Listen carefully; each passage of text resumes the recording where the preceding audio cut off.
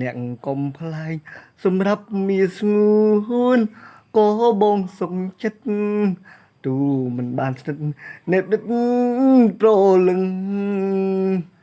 ចង់ប្រាប់និយាយថាស្នេហ៍ខ្លាចស្រីនាងខឹងសូមត្រឹមអូនដឹងប៉ុណ្ណឹងក៏ព្រមថាពិតបងស្នេហ៍មានមេពេកក្រៃស្នេហ៍ពេញហាតីមេដីសាស័យក្តីស្នេហ៍ខ្ញុំផង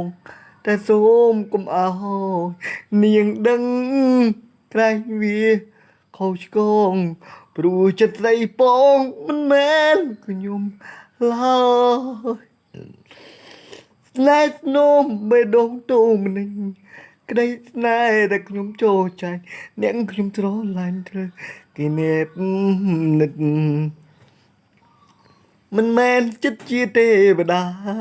កូនអ្នកចំការព្រីកពិតជាឈឺដួងចិត្តអូមិនដឹងទេអរគុណបបទាំងតែជួន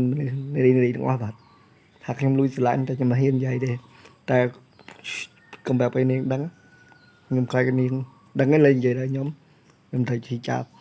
ហើយខ្លាចនាងបានគេអរគុណចា come on ណាហើយបាទ